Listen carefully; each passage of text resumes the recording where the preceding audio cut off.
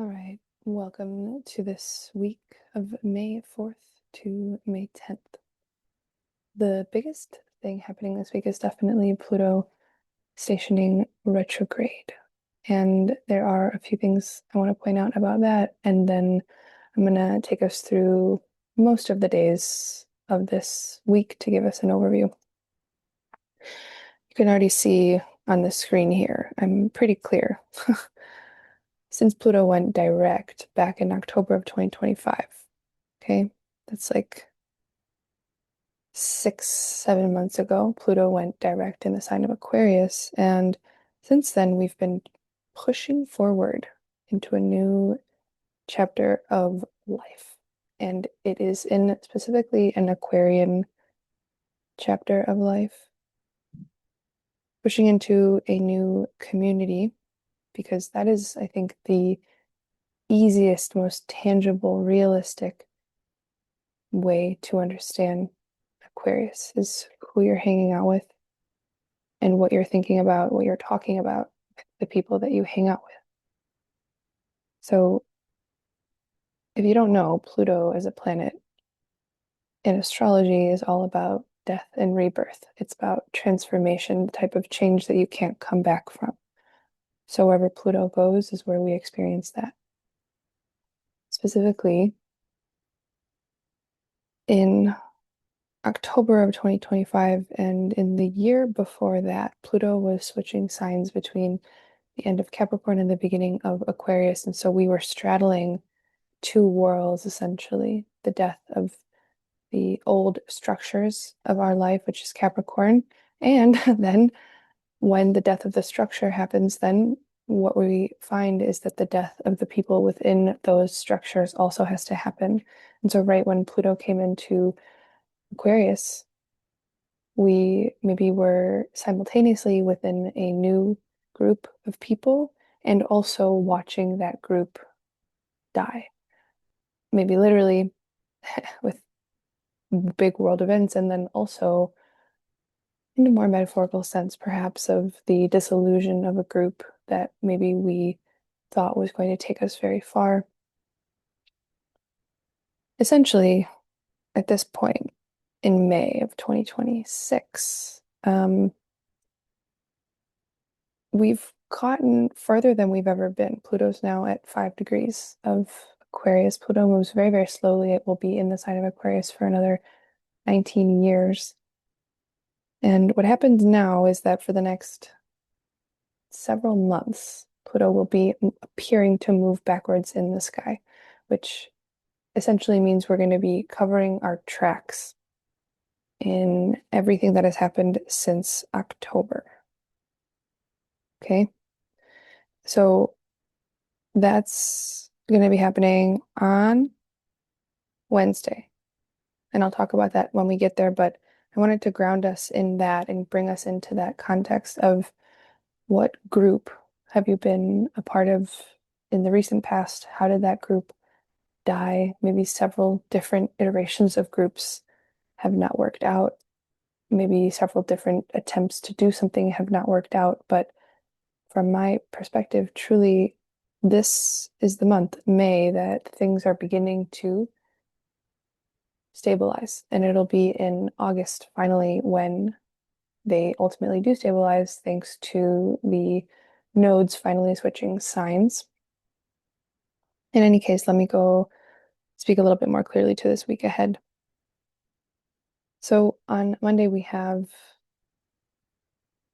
Mars making a square to Jupiter. And how I've understood this is that we actually need to act more in order to make space for a new home that is in the works, essentially. This is Jupiter in Aquarius is our expansion of the home. But Mars is in this waning square to Jupiter, which is quite a difficult aspect. But all it is asking us to do essentially is to do the Mars differently. We've been doing the Mars this whole time, you know, back in 2024, even Mars made a conjunction to Jupiter. If I have that date right, you can let me know if I'm wrong. Basically, it was in the sign of Gemini that Mars made a conjunction to Jupiter, and we really had many, many, many things that we were feeling passionate about taking action on in order to expand our mind. And now we've gotten to this part of the cycle, which is 270 degrees out of the 360-degree cycle that is the any cycle between two planets. And this is that last quarter square, which says we need to do Mars differently so that it can make space to join Jupiter again. Now, this next Mars-Jupiter conjunction is happening later this year, in the last quarter of this year, and it will be a Mars-Jupiter South Node conjunction, all in the sign of Leo. And so we are restarting something huge, absolutely huge later in October, I believe. But until now, until then, from now, May to October essentially, we actually need to act more. We need to do more of Mars in order to make space for this Jupiter to really do what it needs to do before Jupiter leaves Cancer, which will be this summer. That's why I said earlier this August is really going to be a huge change. It'll be right at the end of July, again, if I'm not wrong, that Jupiter leaves Cancer, enters Leo. I can double check that. Give me a minute. Hee hee. There's so many things going on that it's hard to keep track. And the truth is, I don't like rehearsing stuff too much. So let's see. Jupiter enters Leo. Let's see. Oh, it's actually in August. Is it? When is it? I have my notes here. Doo -doo -doo. That's right. Okay. It's right at the end. It's right on July 1st. It'll be end of end of June, beginning of July. This is right. I should have trusted myself, okay? Lessons for everyone. Trust your intuition, okay? Uranus is in Gemini now, and our minds are really doing exactly what they need to do. So stay in the flow. Stay in the flow is my advice. Okay, let's keep rocking here. This Pluto theme is really happening all week because you'll see the Aquarian elements are everywhere. After this Monday, we're going to be moving into a different type of tension on Tuesday, which is essentially asking us to speak up about something very personal to us, like our value within our community. And that's Mercury making a first quarter square to Pluto. That could be a difficult conversation, but it's generally speaking, you taking charge for something you've been working on. You really speaking up for your own value, again, within this new community, the same Pluto situation. And the thing is, this time you have to take that community into consideration. This is a first quarter square, so Mercury is only 90 degrees away from Pluto instead of, by contrast, 270 that's being made between Mars and Jupiter. So this is a first quarter square, which essentially just means that we need to be brave and communicate our value to our community. And the thing is, our value comes from our community as well. We are not individual actors here in this sense, even though it might feel very compelling to think that we are individual actors because of the Saturn Neptune conjunction that's still very tight in the sign of Aries. We are really taking responsibility for a dream, for a future that we are building ourselves. It's a very long 36-year journey with the Saturn Neptune, 36-year journey that's just restarted, which is why up here I said we are now the furthest into this new territory than we've been in a long time. And I would say 36 years because that's the Saturn Neptune conjunction timeline. And we are the furthest into this Pluto and Aquarius realm.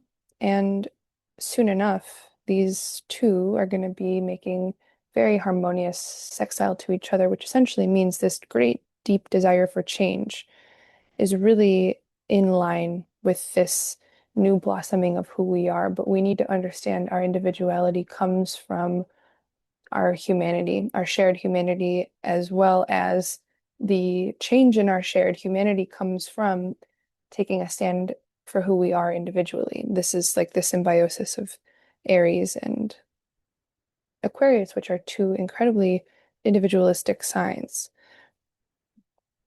Very different in their ways, but in their own ways, they're also very, very similar. So Tuesday, you're speaking up for your own personal values within and to whatever this community is. Okay. So Wednesday, we have that Pluto in Aquarius station retrograde, as I mentioned at the beginning of the video. And I don't know how much we're going to be feeling that directly on this day. The moon will be in Capricorn, so I think we're going to be feeling like there is some work to do, honestly. And we're going to be working on that work. Um, and that follows into Thursday. There's not so much more going on Thursday. But interestingly enough, by Friday, the moon will shift into Aquarius and meet Pluto. And that's going to give us a very intimate, personal, emotional barometer for understanding what exactly it is for us that this Pluto thing is. Generally, the themes that we're going to be talking about experiencing on Friday will be exactly the reference point to community that I've been talking about this in this whole video.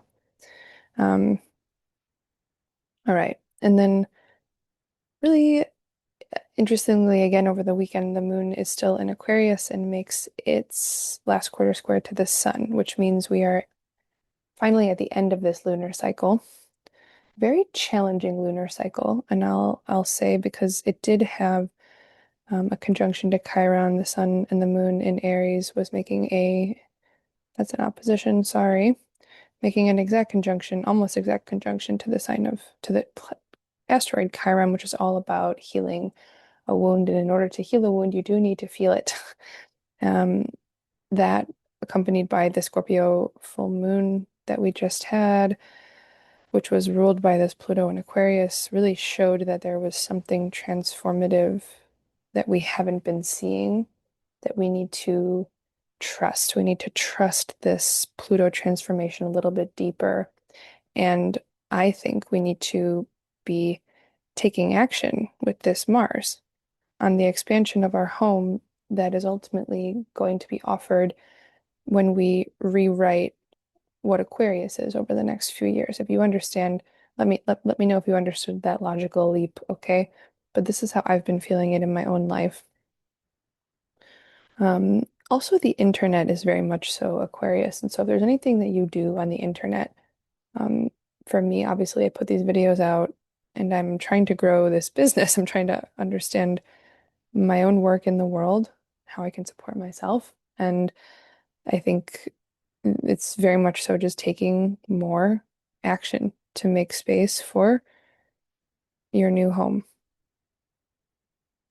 and really tap into the transformative power of the people, of your own humanity essentially as well. This last quarter square essentially says stop doing community in one way, because that's really what happens at a last quarter square. Whatever planet is this, the faster planet moving. So let's say, yeah, this is the moon and this is the sun. The moon's moving this way, moon in Aquarius, sun in Taurus, and we need to stop whatever the planet is here at that 270-degree mark, the slower planet here. We need to stop doing Aquarius in the way we've been doing it over the last month, and we need to start doing it differently. And that different way means we need to align it with this planet more, which means we need to align our like intellectual home basically is a good moon in Aquarius intellectual home. We need to make an effort to align our intellectual home with our, creative sensory enjoyment of life. Like we need to bring our mind and our bodies together basically, and just that is going to come from doing the Aquarian thing differently, doing our groups differently. Which, by the way, everybody, I'm starting to do a lot of groups. I'm starting to offer group readings, which is at a much more accessible price point and also is with 3 people. I genuinely think part of learning your own chart and gaining wisdom is often through your side eye. Like I think that's the reason classrooms are so powerful, or like an art studio where you're working with many people, you're going to learn more out of the side of your eye as you watch someone else get their interpretation done, than maybe you would on a one-on-one reading. I mean, I'm still offering one-on-one readings, but I think um, there's a gregarious element. That's my favorite Aquarius word, gregarious. It's like friendship, essentially, friendliness, and I think that mood, that environment allows for learning. And ultimately, as I've mentioned in my other videos, everything is about self-acceptance, forgiveness,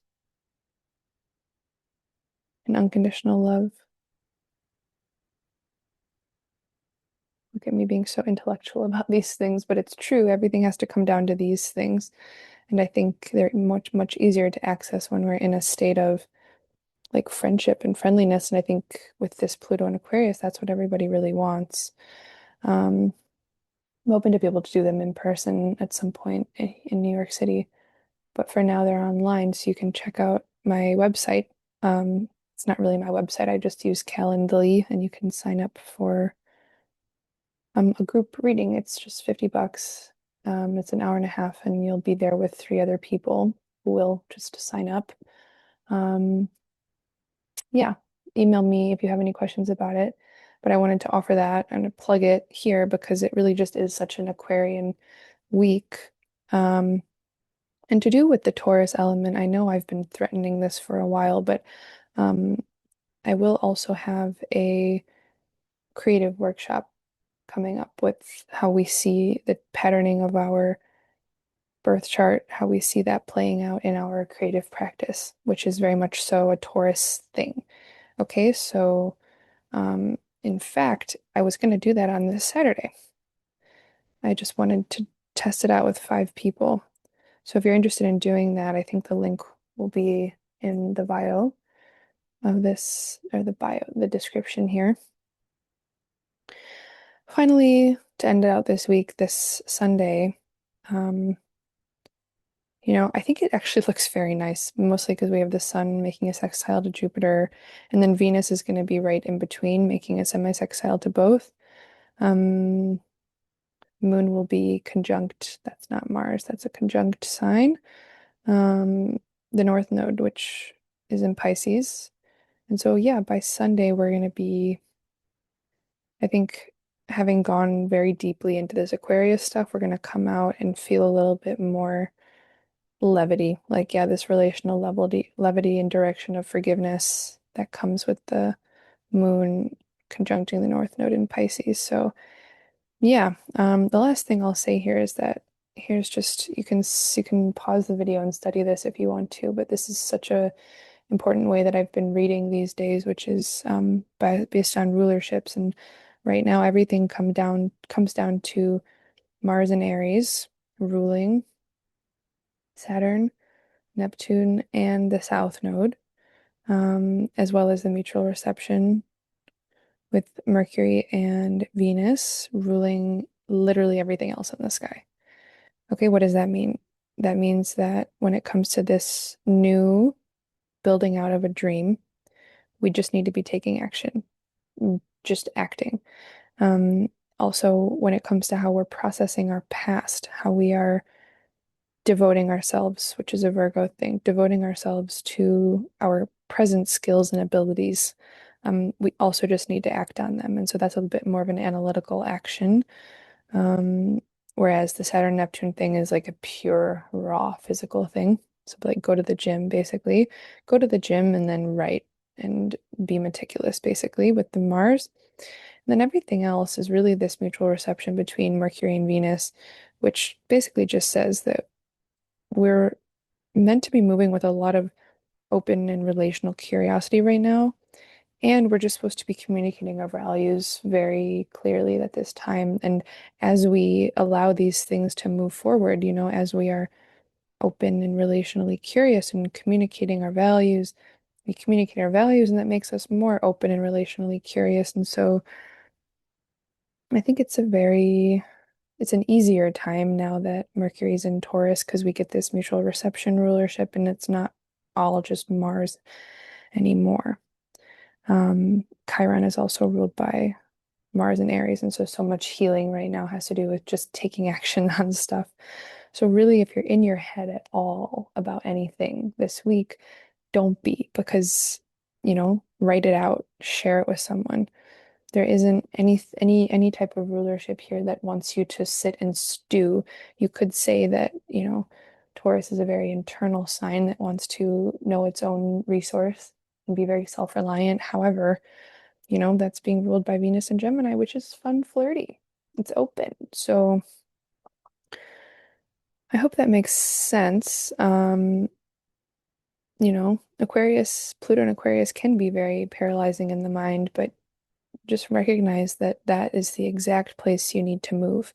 But I'll be honest, I think that Scorpio full moon really showed us what the heck we needed to start moving. And I don't know about you guys, but that whatever that was for me, is absolutely the thing that I have been not wanting to look at directly for the last 3 years. Many, many more years, but really very much so the last many years of my life. I haven't been wanting to look at the thing that came up with the Scorpio full moon. And it's very hard. So I send so much love for you, regardless of where you're at. And do check out my session offerings.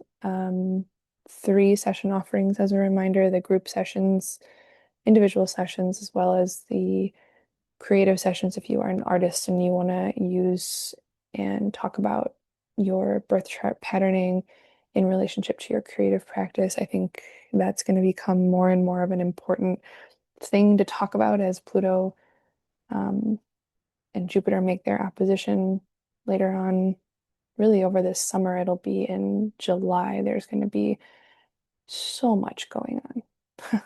So we're all preparing for that. But yeah, thank you so much for watching. I hope you have a lovely week ahead. Let me know what you think of my very, very soft-spoken video here. Thank you, and bye for now.